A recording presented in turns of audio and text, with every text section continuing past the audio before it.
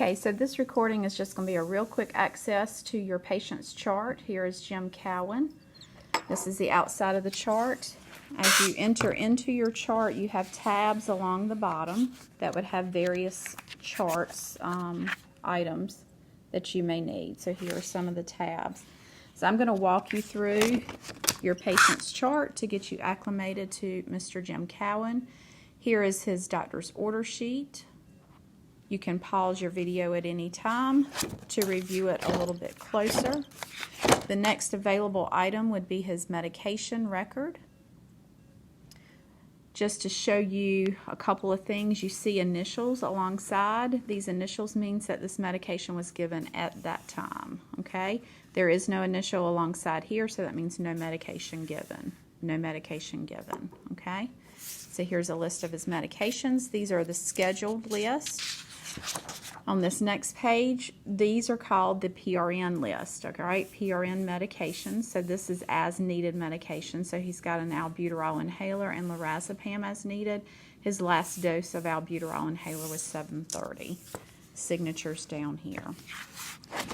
All right, his next chart item would be his history and physical. I'll let you read that on your own. You can pause at any time. So that's page 1, page 2. The next item he has available is his labs. So this will show you his lab items. Okay, and as you see on some of these lab items, you've got what the measurement is, what the norms are, and what he was yesterday versus today. You'll see H or L in some categories where it might be showing that it's high or low. Okay, so these are his labs, and his second page of labs here, which is his ABGs. He has an x-ray film that's readily available. And that's all of his chart. Okay, so as a nurse, when you come in, you will be given a SBAR report of your patient, which will go over the situation, background, assessment, and recommendations. You'll have about 2 minutes to review the chart again. Your room will call overhead, scenario begins. That means your time has started. So that's when you can do your We APA. You can wash your hands, identify yourself, identify your patient, assess for allergies, explain your plan, and then assess your patient. Remember to get a set of vital signs upon entering the room.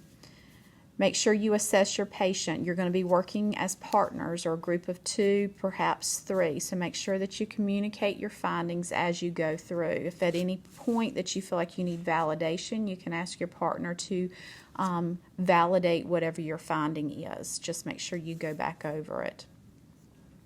I want you to think of the nursing process. You're going to be gathering your assessment information, identify any potential problems, think about the goal that you want the patient to achieve, and then intervene to correct that problem. So what kind of interventions are going to be necessary for that problem to go away or to get better? And then evaluate to see if it worked. At the very end of your scenario, you will hear the room call out scenario end or scenario pause. And at that point, you can gather your information to try to deliver an SBAR report off, or SBAR communication. So I've got a little sheet of paper I just wanted to show you. This is what SBAR kind of includes. So S is for situation, what's going on with your patient, okay, allergies, what have you. Background is like their history, surgical history, anything like that. Your assessment findings, that includes all of your systems that is pertinent to relate or any kind of pertinent lab values. It doesn't mean you have to do everything, but just what's important.